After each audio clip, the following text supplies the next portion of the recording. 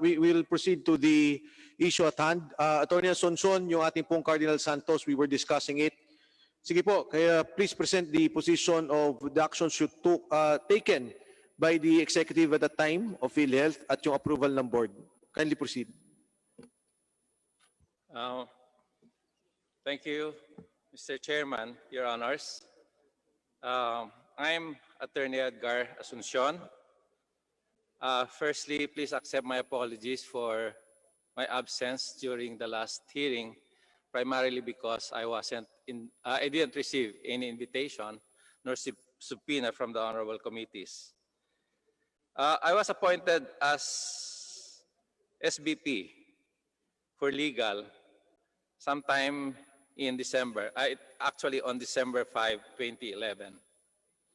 Now, the case, Your Honor, Hospital Managers, Inc., or HMI, versus Roman Catholic Archbishop Manila and Philhealth Insurance Corporation, civil case number 73012, RTC Pasig City, branch 160, was filed sometime in the middle of 2012.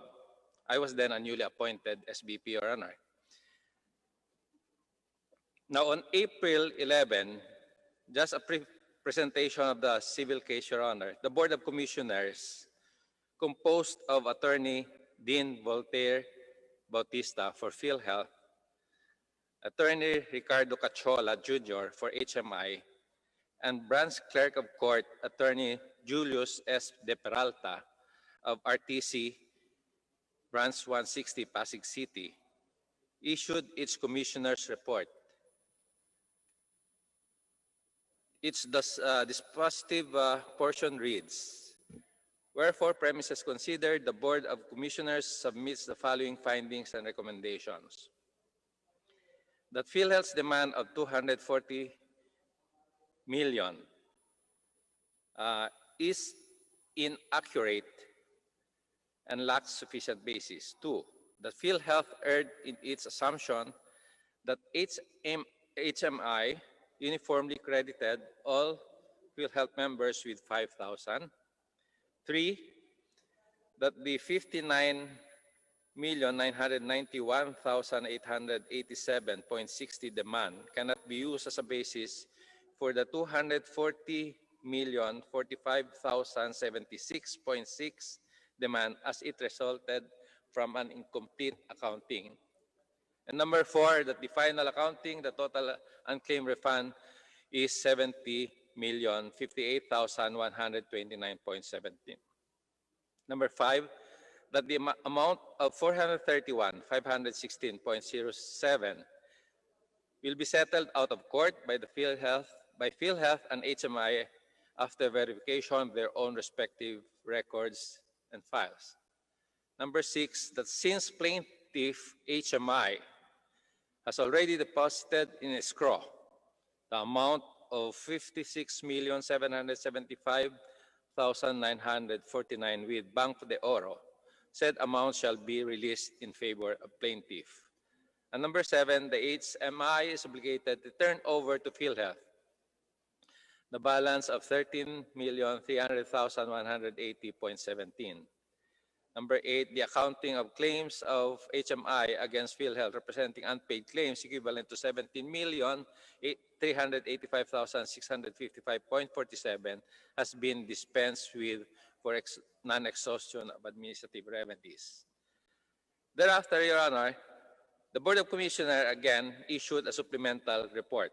The dispositive portion of it reads, in view of the foregoing, the Board of Commissioners concludes that the 188 claims subject of the motion with manifestation have all been accounted for, and the resultant total unclaimed refund is still 70,058,129.17. With this, the Board therefore reiterates its finding and recommendation as contained in April 11, 2013 Commissioner's Report. Subsequently, on 4 September 2014, the Regional Trial Court, Pasig City, Branch 160 issued an omnibus order, the dispositive portion of which reads, I quote, Wherefore, the motion for another extension of time to file comment is denied for lack of merit. The Commissioner's report filed on 29 July 2013 are hereby adopted. On the basis thereof, the Court hereby draws the following conclusions and accordingly so orders to wit. 1. That plaintiff's demand of 240,045,076.60 from plaintiff is inaccurate and lacks sufficient basis, being premised on the assumption that the latter uniformly credited all PHIC members' patients with 5,000 each. That the amount of 431, number 2, that the amount of 431,516 will be settled out of court by Philhealth and HMI after verification of their own respective records and files. Number 3, the accounting of claims of HMI against Philhealth representing unpaid claims equivalent to 17,385,655.47 has been dispensed with for non-exhaustion of administrative remedies. And number 4, the issue involving 188 entries of claim amounting to 1,487,137.73 subject of the motion and manifestation have been accounted for, and the resultant unclaimed refunds in favor of PHIC stands at 70,058,129.17. And number 5, that since plaintiff HMI has already deposited in escrow the amount of 56,775,949 with Banco de Oro Universal Inc., said amount is hereby ordered released in favor of plaintiff. That HMI is obligated to turn over to Philhealth the balance of 13,300,180.17, so ordered. Thereafter, Your Honor, when the case was terminated before the RTC, we filed a notice of appeal. And then, by its letter of 21 November 2013, to finally put an end to the case, HMI proposed an amicable settlement. The compromise agreement that HMI drafted was submitted to OGCC for its review and evaluation. In its letter of 10 February 2014, the OGCC stated that the proposed terms of agreement reasonably and aptly protective of Philhealth's interests. As such, the draft of the compromise agreement may now be given due course. The compromise agreement was then presented to the Philhealth Board for its consideration and approval on April 8, 2014. And then it was approved, Your Honor. Now, thereafter, the joint motion was presented before the court and the compromise agreement was approved by the court for Mr. Chairman. not being contrary to laws and public Honorable policy. Limulya, so Philhealth was the one that filed the case before the Pasig Court for recovery of the amounts involved with Cardinal Santos Memorial Hospital, managed by HMI. Mr. Chairman, Your Honor, it was HMI who filed the case against. So HMI filed the case for, HMI at the time was the, I think, operator of Cardinal Santos, Your Honor. so what did they file? What case did HMI file? They filed for an accounting, Your Honor, because the previous request for reconciliation of the pertinent details of these unclaimed refunds didn't materialize. So what HMI did was to go to court to force So us. wait. Attorney Asuncion, Philhealth had a claim for 240 million against HMI Cardinal Santos. Am I correct? Yes, Your Honor. What was the basis for this claim of Philhealth? Would you know that, Mr. Dimshaco? Come again, Your Honor. Yung laban nyo, yung away sa Cardinal Santos, ang kiniklaim, ang hinihingi ng PhilHealth na bayad, na ibalik na pera sa PhilHealth ay 240 million pesos. Alam nyo ba to? Alam ba ng opisina nyo to? Mr. Chair, Mr. Chair, Your Honor. that particular point was already established yesterday. Two gentlemen from PhilHealth validated that the 240 million demand by Philhealth stood on a very firm ground.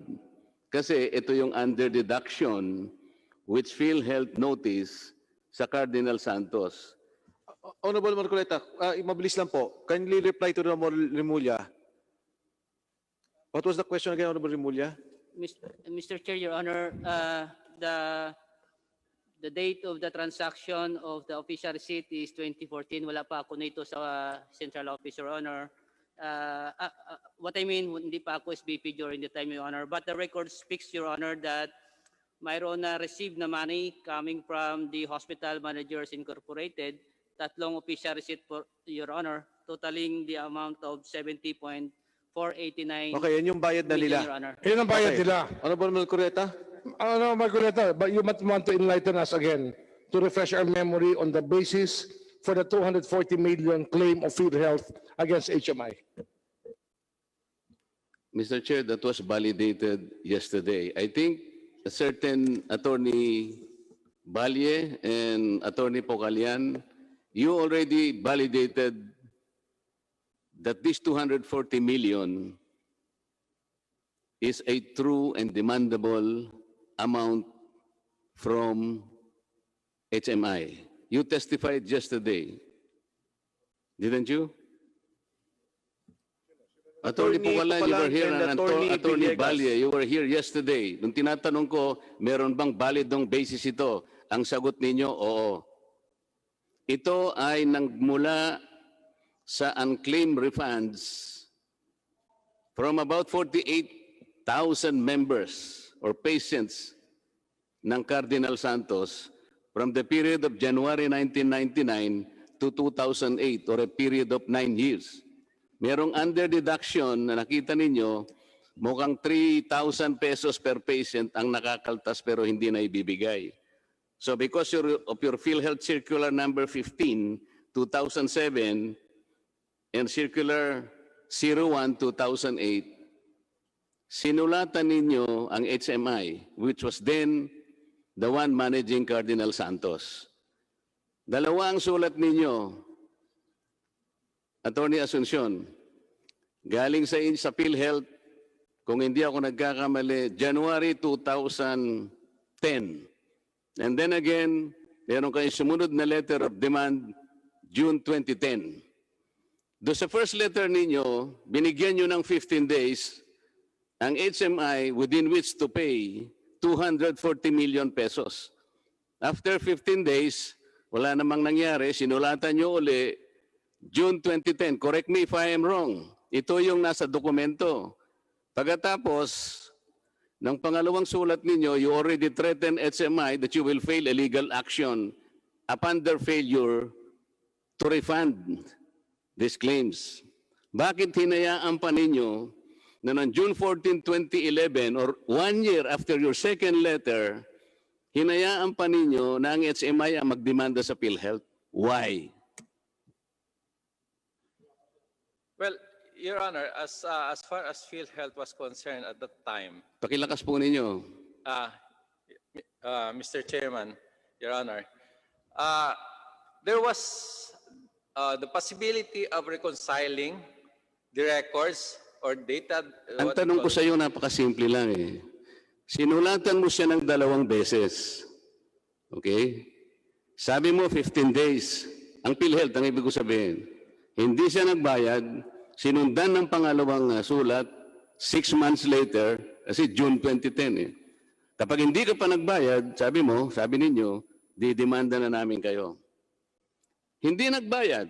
Ang tanong ko sa iyo, naghintay pa kayo ng 1 taon para ang magdemanda naman sa inyo ay HMI seeking judicial accounting. Yun ang sinasabi mo eh. May I Mr. add, Chair. Congressman Marcoleta, yung sinasabi mong sulat na nagde-demand sila, ang pumirma nun, head ng legal department nila, at saka senior vice president Canaveral. So, nanggaling na sa legal. Mismo yung sulat nila. Maski sa legal kahit kanino, pero Philhealth, Mr. Chair. Ang tinatanong ko sa kanya, bakit naman kailangang hintayin pa ninyo ang 1 taon? 240 million pesos ito, Attorney Asuncion. Wala ba kayong Wala ba kayong pakialam na ito ay makolekta nyo kaagad? These are unclaimed refunds based on your own circular. Yes, Your Honor. Bakit? Kasi ang nakikita namin, may kakutsabahan dito eh. Kailangan ang magdemanda pa ng judicial accounting ay yung kabila. Hindi ba? Ang kinukwento mo kanina, kaya nagkaroon ng Board of Commissioner, o ang chairman ng commission ay yung clerk of court ng Pasig, pagkatapos isa sa inyo, isa sa HMI. Yes, sir. Pagkatapos, ayun, bigla na lang nangyari, ang sabi ng compromise agreement, walang basis, inaccurate ang inyong pagtaya ng 250 million. Can you imagine that, Attorney Asus? Ibig mo sabihin, yung 240 million na dinemand ninyo nanggaling lang sa wala. Dalawang gentlemen ang nagsabi rito kahapon. It was based on an initial joint accounting and reconciliation between HMI and Philhealth. Meron kayong random sampling nun eh. Papunta na kayo doon sa pag-determine ng pattern, mukhang makukuha na at may establish ang 240 million, okay? Biglang bumitaw ang HMI. Yun ang sinasabi mo. There was an initial joint accounting and reconciliation. Nung napuprove na, Mr. Chair, malamang na, biglang bumitaw. Nang nangyari, tsaka siya nagdemanda, judicial accounting. Okay. Attorney Asuncion. Ayaw mong sabihin na settlement. What word will you substitute with that? Compromise? No, Your Honor, it was based on a judgment, Your Honor, of the Ito court. nga eh. Tapos based on a judgment, dahil hinintay mo na siya ang mag-file. Pero doon sa judgment ba? Sa judgment ba, where did the court determine to the last centavo kung kanino napunta yung last claim? You remember, 170 million ang nawala na kinukolekta ninyo. Honorable Marcoleta. No, the question, Mr. Chair, dun ba sa compromise order na yon ng court na determine ninyo to the last centavo na ito'y naibigay sa pasyente? Meron bang determination na gano'n, Attorney Asuncion? Well, Mr. Chair, Your Honor, No, sagutin mo lang. Was Yes. there a determination? Kasi ang hinahanap natin. since the judicial accounting was made before the court, I presume, Your Honor, it was done. So that is your presumption. Kaya nga nagpunta kayo sa korte. Kaya ang hinahanapan ko sa court, did you review the records of the court? And from there, did you personally determine and ascertain the validity of that accounting na talagang napunta to the last person? Yung 170 million, was there a record? Was there an accounting? Your Honor, it was, the case was handled by our lawyer, that then head our prosecution department. So I presume, Your Honor, he did everything as a competent lawyer, Your Honor. You are the executive, you are the uh, senior vice president. Yes, Your Honor. Why? You're supposed to be bound by the findings of the court. Can you not question that? Can you not raise it to the other court, to the higher court, kung sakasakali? It was a judicial accounting by the Board of Commissioners, Your Honor. So, Alam natin yun eh. Alam natin yun. Wag mo kong palulusutin doon. Ang sinasabi ko, idinaan nyo sa korte, okay? Kunwari, para lamang may managot do sa 170 million. Ang tinatanong ko sa iyo ngayon, was there a court determination na talagang yung 170 million ay tinanggap ng mga pasyente? Yung natitira na yun, yung hindi na ibalik sa inyo, kasi ang binalik lang sa inyo, 70. Your Honor, if with all due respect, Your Honor, I'll put it this way: we presented our evidence before the court. They presented their evidence before the court, and the court just appreciated the evidence presented, and the court came up with 70 million unpaid. You are saying that the data and statistics of HMI is more superior than your data? Na-establish ba ng HMI na mas magaling sila sa inyo sa pamamagitan ng data? Well, from my experience with the court, Your Honor. Forget about your experience. Yes, Your Honor. Nang pinag-uusap, Because I was not the one. I'm sorry, Your Honor. Tinatanong kita kanina eh, kasi importante sa amin ito. Okay, meron judicial accounting. Yes, Your Honor. Lumitaw ba doon hanggang sa kaduluduluhan na 5 na pinpoint natin na yun ay pumunta talaga sa pasyente ng PhilHealth. Meron bang ganong determination? Well, I really don't know the details, Your Ito nga Honor, yung with problema what kasi you are no transpired. longer interested in the detail. What you are interested in, makakuha ng isang judicial compromise. There is a yes, Your Doon kayo Honor. magtatago eh. Alam mo kung bakit? Yes, Your Honor. I will ask you. Yung isa sa ipinresent na financial statement ng SMI sa Securities and Exchange Commission, 2009, meron siyang ina-admit na liability sa mga pasyente niya, 143 million. Ito yung hindi pa niya naibibigay. In 2010, merong admission ng HMI to the extent of 117 million na utang niya sa mga pasyente. Alam ninyo, totoo ito eh. Sarili nilang statement ito eh. Pero pumayag pa rin kayo sa 70 million. Hindi mo man lang ginamit itong statement na to, which is an admission in court by HMI. Silang nag-amin nito, Atty. Meron Hindi lang yan lang siguro. sa mga pasyente na dapat i-refund 143 million sa isang year, 117 million doon sa kabilang year. Pagkatapos pumayag kayo na 17 million na lamang ang ibabalik sa inyo simply because the court ordered you to do so. Napakasimple na mga ano yun.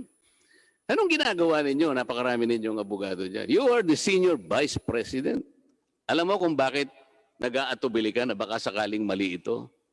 Kung talagang naniniwala ka, Atty. Asuncion, na tama yung court, kunwari, sa palagay mo, tama na yung court, bakit ka humingi ng opinion sa OGCC?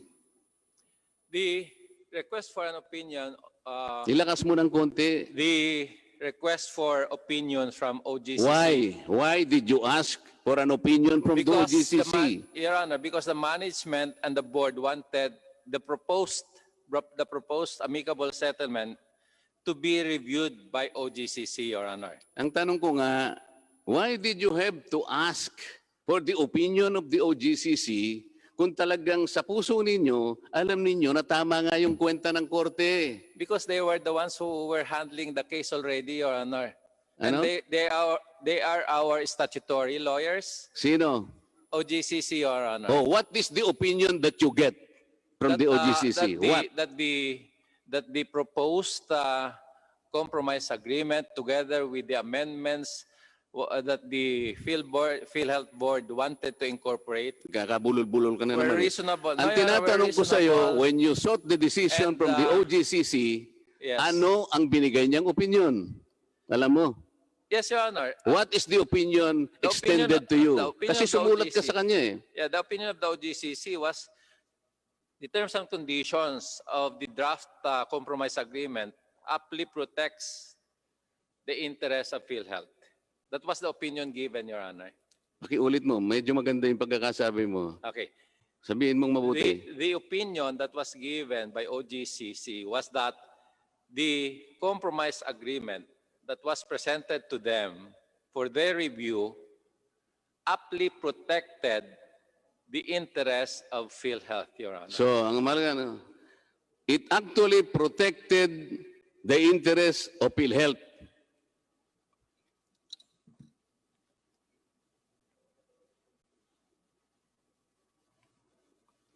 Bago niya sinabi yun, ito yung sinabi niya eh. On the premise that the PHIC, ito yung PhilHealth, on the premise that the PhilHealth has verified the content's accuracy, it may be given due course. Decision ba yun? Opinion ba yun? Ibinalik niya sa iyo eh. Naghugas siya ng kamay. Ang sabi niya, on the premise that PhilHealth verified the content's accuracy. What is the content's accuracy? Ano yung sinasabi niya? The OGCC was referring to our final report, Your Honor. Okay. Binalik niya lang sa iyo eh. Wala siyang ginawang opinion kung legal o hindi. Binalik niya lang sa iyo. Sabi niya, kung inaakala mo na okay na to, pwede na. Yun ang desisyon niya eh. Tama? Does that Me- protect the interest of Your PhilHealth? Honor, if I may, Your Honor, Hindi, tinatanong, does that kind of legal opinion yes, Your Honor. protect the Yes, Your interest? Honor, because they signed also the No. compromise agreement. Sa inyo niya binalik eh, on condition, on the premise kanya, that you verified the content. Kayo rin eh.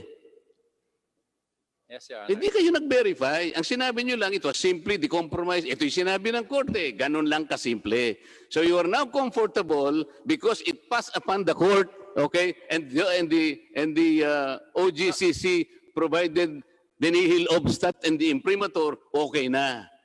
But, pera ng taong bayan ito, attorney. Pera ng taong bayan. Kaya nga tinatanong kita kanina sa content and accuracy na sinasabi mo eh.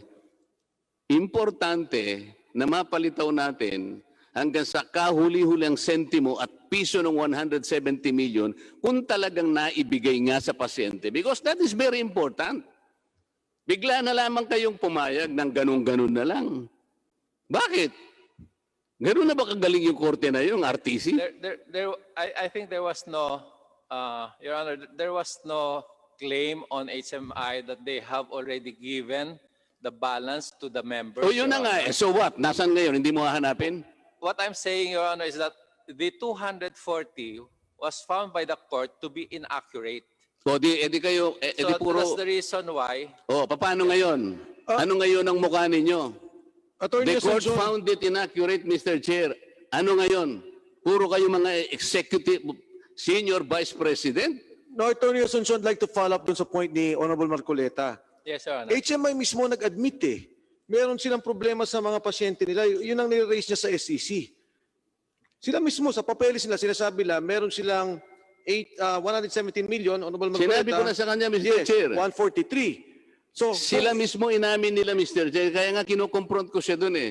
Kahit na doon sa 143 million na lang siguro because they themselves admitted na may Admitted. pananagutan sila sa pasyente to the extent of 143 million. yes. Pero pumayag ka sa 70 million. Nasaan? Nasaan ang pagpoprotection nyo sa tao, sa pera ng tao? Ito yung problema. You were the senior vice president. Yes, Your Honor. What? The handling Huwag lawyer, kang Your Honor, umingiti, was- attorney. the Ha? handling Pangiti-ngiti lawyer, ka na Your naman Honor. eh.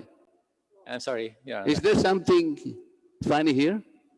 Your Honor, the way I look at it, It's not the way you look at it. yes, Your Honor, that You do not have the right to render an opinion here. Tinatanong ka lang. This is a factual issue, attorney.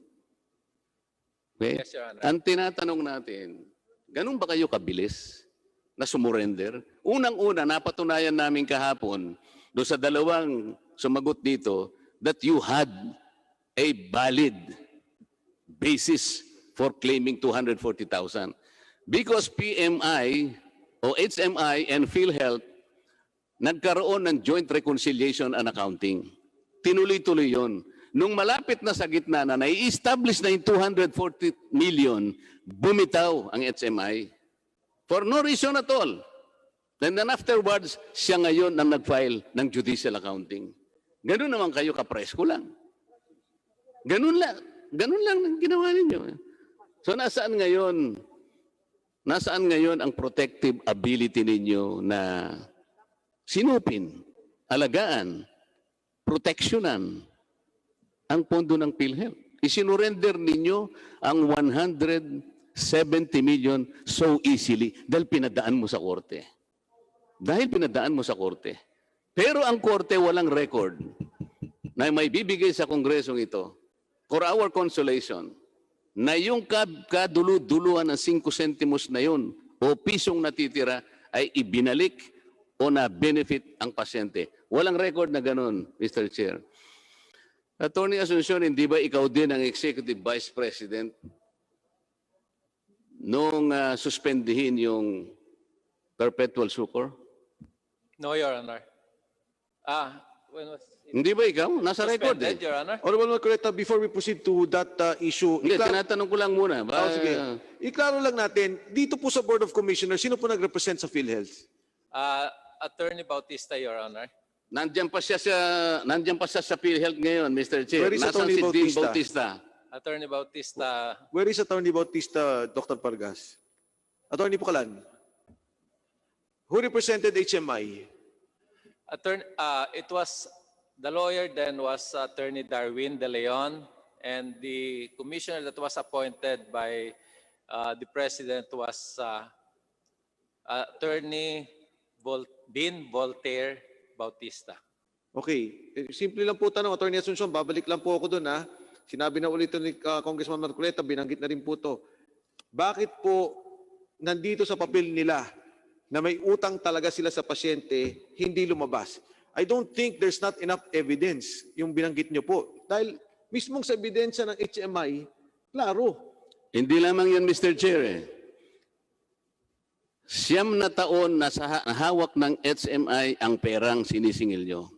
Paano yung interest?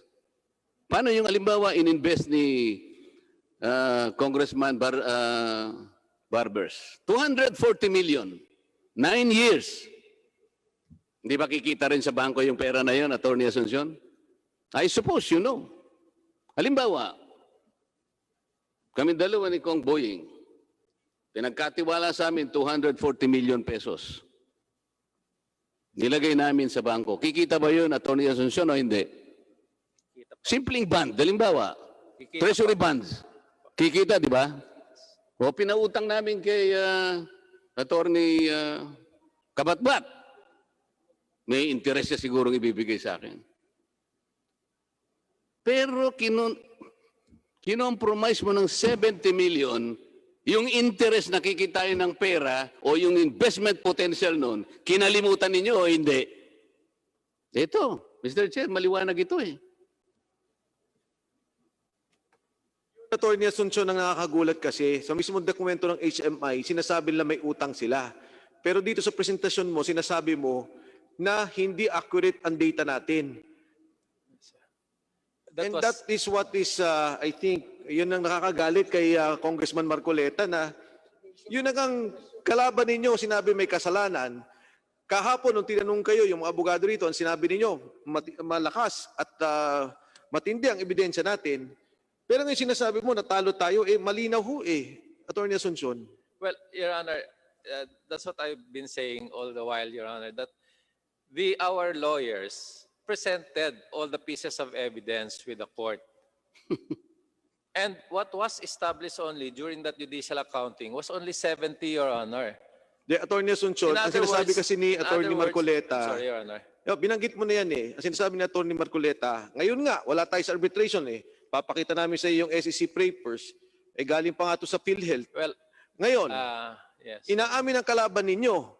Ang sinasabi ni Congressman Marcoleta, inayos para maganda ang exit, padaanin sa arbitration, ayusin ang bayaran, magkaroon ng approval ng korte, at magkaroon ng approval ng OGCC.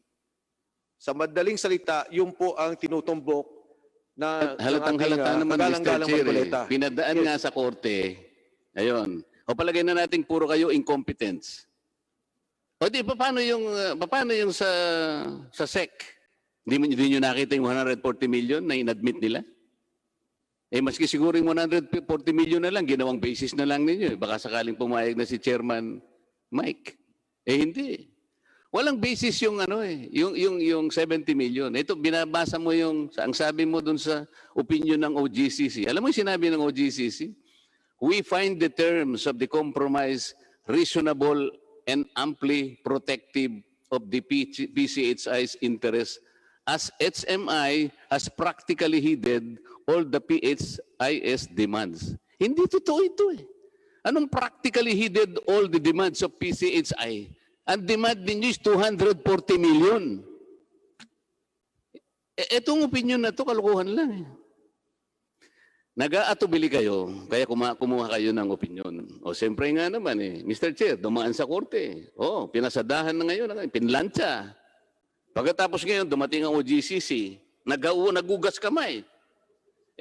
Kung sa palagay ninyo, tama kayong content, okay na yan. Nakita ko naman. Nakakita ka ba ng opinion na one page? Res ipsa loquitur, Mr. Chair.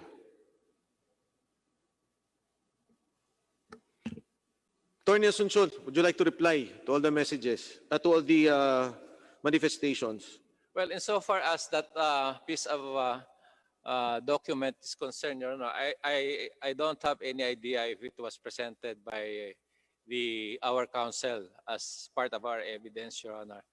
Attorney Asuncion, kung I sakasakali don't po, know exactly what you're referring to, Your Honor. kung sakasakali po dahil ito ay pera ng gobyerno at kayo po ang nag-approve dito para maaprubahan na rin po sa board, di po ba? Your Honor, what was required at that time are the supporting documents for each and every unclaimed refund, Your Honor. The entry in that document does not actually, I don't know, it does not actually refer Attorney to Asuncion, wag na po tayong mag-argue kung ano yung unclaimed nangyari sa refunds. dokumento. Your Honor. Yes, Attorney Asuncion, ako po kasi ayoko na makipag-argue sa inyo doon sa dokumento na lumabas kasi sa akin, yung inyong mismong kalaban nagsabi na may utang siya sa kanyang mga pasyente. Ang pinupunto ko lang ho dito, pondo to ng gobyerno. At isa po kayo sa mga nag-aproba dito, kasama na po dito siguro yung mga kung saan man kayo kumuha pang approval.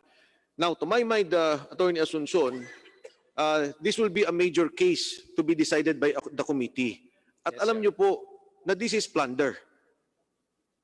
And this would constitute plunder.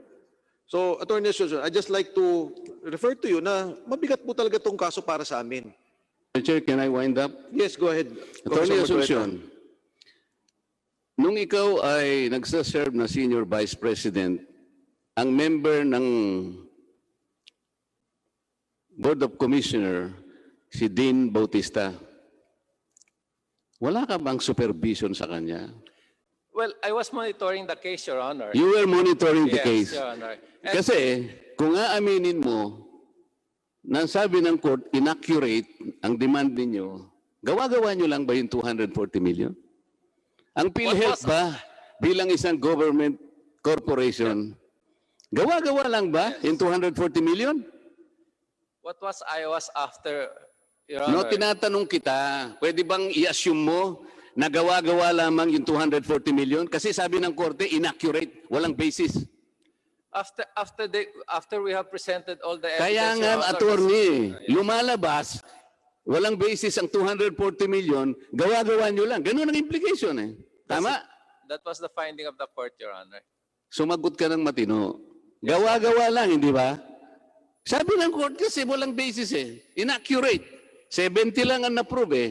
Eh di ba lumilitaw gawa-gawa? Hindi ko kayang aminin yun. Philhealth, isang napakalanging institution, 200 billion a year institution, Mr. Chair. Gagawa ng demand na 240 million. It is based on thin air. Inconsistent ang sagot mo, attorney. Hindi gawa-gawa yun. Kanina nga sinabi ko sa iyo, there were two Attorney Pucalan, isa ka sa nagsabi kahapon, hindi ba? You were here yesterday. Yesterday or Monday? Sir, I think it was Attorney Villegas. Kasama ka, dito ka nakaupo nung isang araw eh. Si Attorney Villegas, nandyan. Ikaw dito ka eh. Nandito ka eh. Dalawa kayo, you confirmed the validity of the 240 million. Ngayon, hindi mo sasabihin ulit, magsisinungaling ka? Ano? Attorney Pucalan. Nandito ka nakaupo.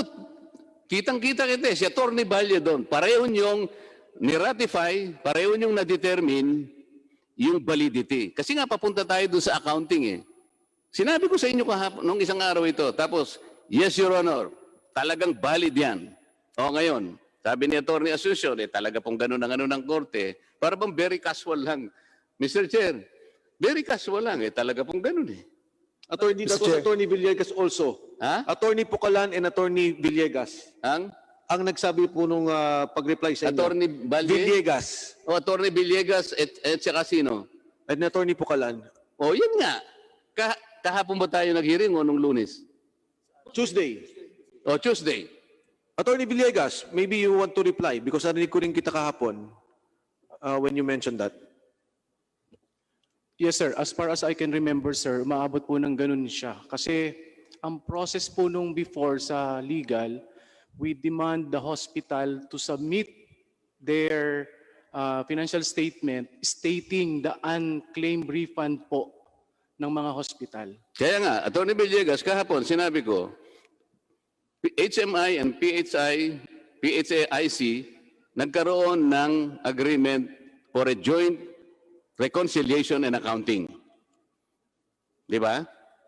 Hanggang sa papunta na kayo sa pag-i-establish talaga, bumitaw ang HMI. Pero maliwanag na nai-establish na ninyo yung basis. And you and Atty. Pocalan categorically testified that there was a very valid basis for that demand letter of Philhealth. Didn't you say that? Attorney Villegas. Yes, sir, as far as I can remember, sir. Ayan, Atty. Asuncion. Dalawa na abogado ng Philhealth na nagsabi na may batayan yung 240 million. Ngayon, sasabihin mo sa amin, talaga pong ganun eh. Yun po yung napatunayan po ng korte. No, Ito yung mahirap eh. Di sasabihin mo ngayon, o di gawa-gawa lang. Sabi mo kanina, opo, ganun ang implication, gawa-gawa lang. So sino ngayon? no, all the Gawa-gawa nung dalawang pinagpipitagang abogado ng PhilHealth, gawa-gawa nila yon? In demand letter? Before you reply, Attorney Asuncion, Attorney Pocalan, we have not heard you on the record.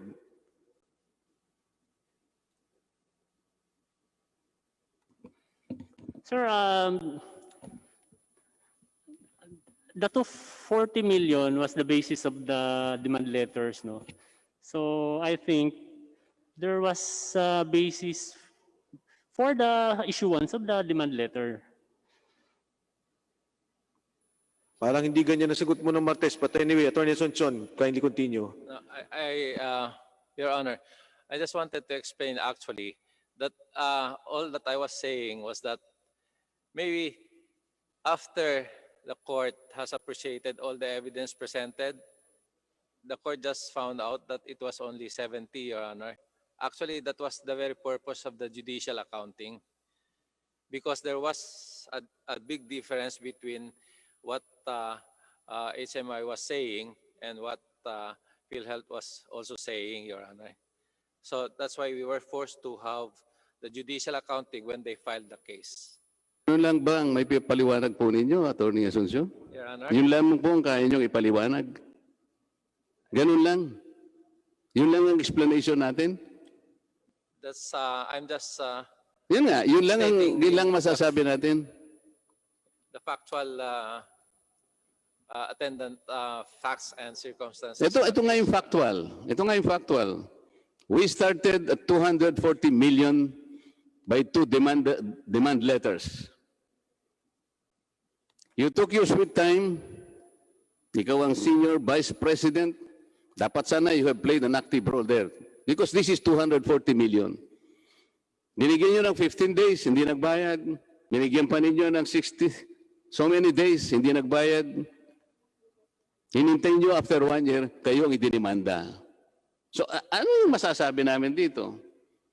Wala talaga kayong ginawa para proteksyonan ang pera ng PhilHealth. Kasi, imbes na porsigidong kayo ang mag-demand talaga, kayo dapat ang nagdemanda, halatang halata naman na hinintay pa niyong kayo ang demanda para magkaroon ng judicial accounting. Hindi ba? Ang totoo nun, 2 beses kayo sinulatan ng HMI. Nagsusumikap na, sige po, mag-compromise na lang po tayo. Ganito po, ganyan. Di ba? Ayun, hanggang sa dumating ang panahon, nagdemanda nga siya.